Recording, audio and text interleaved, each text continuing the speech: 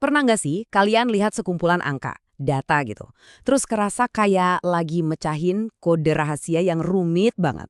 Nah, hari ini kita bakal melakukan itu. Kita akan jadi detektif data.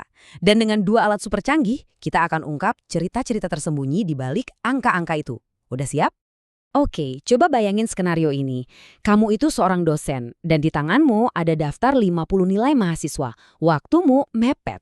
Gimana caranya biar dalam sekejap kamu tahu kelas ini oke atau justru butuh perhatian lebih?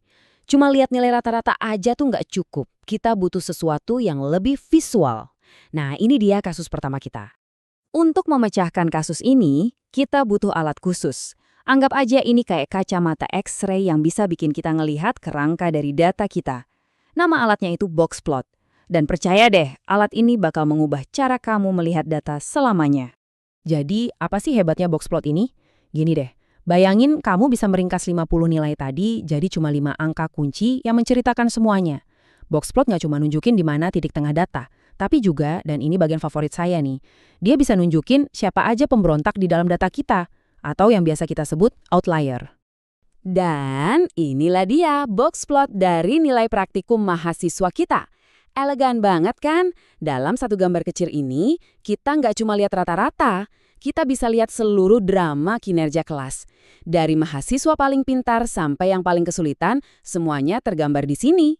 Yuk, kita bedah bareng-bareng. Garis tengah di angka 78,5 itu namanya median. Gampangnya, dia yang ngebelah kelas jadi dua kubu, 50% di atasnya, 50% di bawahnya. Terus kotak biru itu zona amannya, di mana setengah mahasiswa kita berada. Dan kumis yang panjang itu nunjukin rentang nilai yang wajar. Siapapun yang ada di luar kumis ini, nah itu ceritanya jadi lain. Tunggu sebentar. Mata detektif saya ngelihat sesuatu. Coba lihat 2 titik di bagian bawah itu. Mereka ada di luar pagar kewajaran. Mereka ini anomali. Dan di dunia data, anomali itu adalah petunjuk yang paling berharga. 2 titik ini bukan sekedar angka. Mereka mewakili 2 mahasiswa yang mungkin lagi berjuang keras. Boxplot ini nggak cuma ngasih tahu apa, yaitu nilai mereka rendah, tapi juga mendorong kita untuk bertanya, kenapa? Inilah kekuatan data yang sesungguhnya, mengubah angka menjadi empati, dan yang paling penting tindakan. Pernah kan ngerasa kalau nilai rata-rata itu kadang nggak adil? Nah, ini buktinya. 2 nilai rendah tadi itu bertindak kayak jangkar yang narik nilai rata-rata ke bawah jadi 76,62. Tapi lihat median, dia tetap kokoh di 78,5. Makanya, dalam situasi kayak gini, median itu pahlawan kita. Dia ngasih gambaran yang lebih jujur tentang kinerja mayoritas kelas. Secara keseluruhan, data kita ini miring ke arah nilai yang tinggi.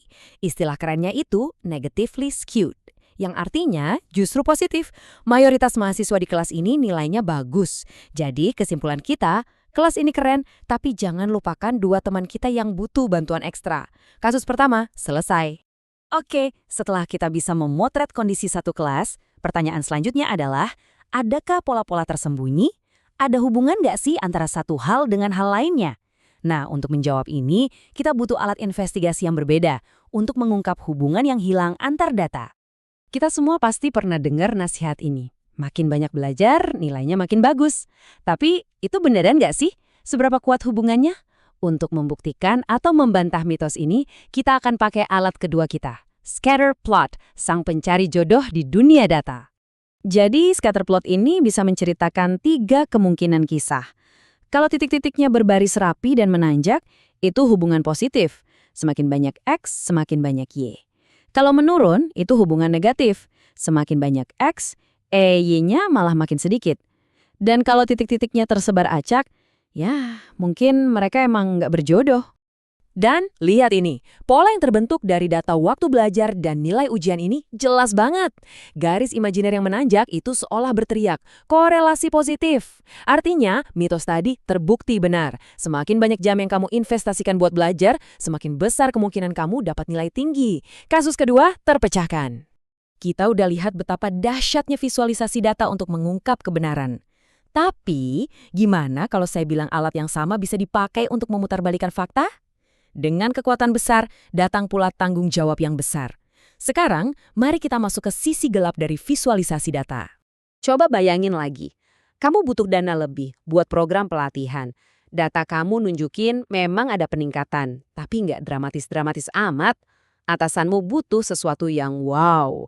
Kamu mulai tergoda, sangat tergoda, untuk bikin grafikmu bercerita sedikit lebih heboh dari aslinya. Dan inilah triknya.